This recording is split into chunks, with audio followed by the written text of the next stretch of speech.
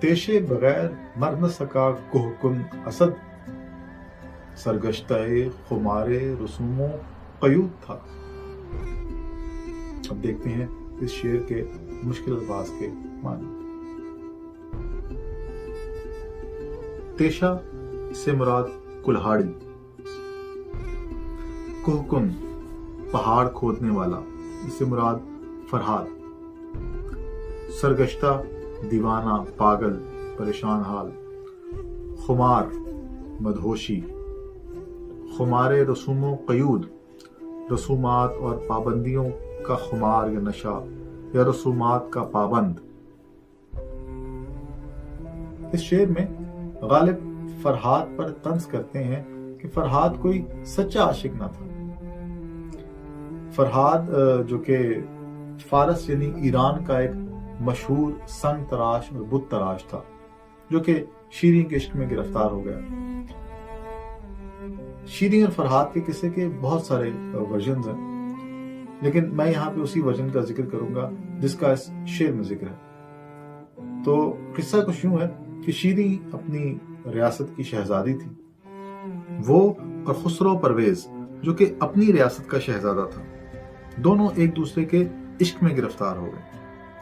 कैसे हुए ये एक लंबी कहानी है। तो हालात कुछ यूं बने कि खुसरो ने शादी कर ली किसी और से, और शीरीं खुसरो के इश्क में दीवानी होकर अपनी रियासत छोड़कर उसकी रियासत में चली गई और उसकी रियासत के बाहर एक महल तामीर करवा दिया।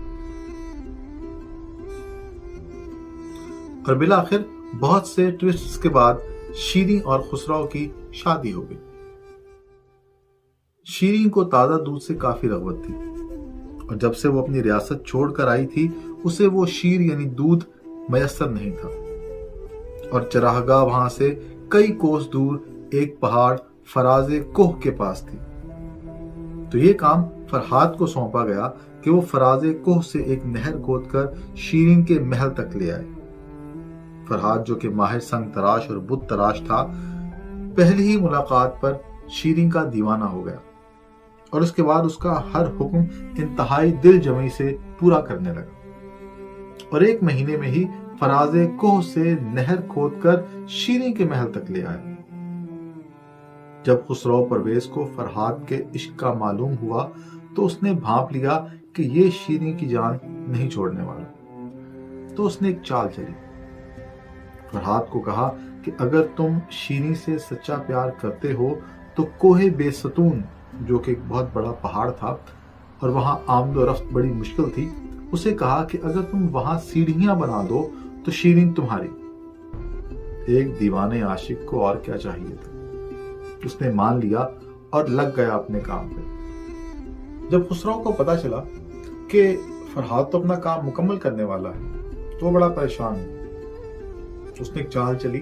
उसने खातून को फरहाद के पास भेजा और उसे कहा कि जाओ उसे कहो कि तुम्हारी शीरीं मर गई। जैसे ही उस खातून ने फरहाद को ये कहा तो वो संग तराश रहा था और तेशा उसके हाथ में था। तो खबर सुनते ही उसने वो तेशा अपने सर में मारा और वहीं पर मर गया। गालिब कहते हैं कि तेशे बगैर मर न सका कोहकुन असद, के कोहकुन यानी फरहाद जो है उसको मरने के लिए तेशा दरकार था। जाहिर है कि मरने के लिए कुछ रसूमों कयूद होते हैं, कुछ हथियार कुछ औजार चाहिए होते हैं, उसके बगैर तो इंसान नहीं मर सकता। लेकिन गालिब तंज करते हैं कि सरगश्ता खुमारे रसूमों कयूद था, कि वो पागल दीवाना जो था फरहाद, वो रसूमों कयूद का, दुनियावी रसूमों कयूद का पाबंद था और सच्चा आशिक हरगिज न था। अगर सच्चा आशिक होता तो एक सर्द आह खींचता और वहीं पर मर जाता। दरअसल पसे पर्दा गालिब ये कहना चाहते हैं कि फरहाद हमसा आशिक नहीं है। अगर हम पर ऐसा वक्त आया तो हम मरने के लिए तेशा इस्तेमाल नहीं करेंगे, बल्कि एक ऐसी सर्द आह खींचेंगे कि उसी में काम तमाम हो जाएगा।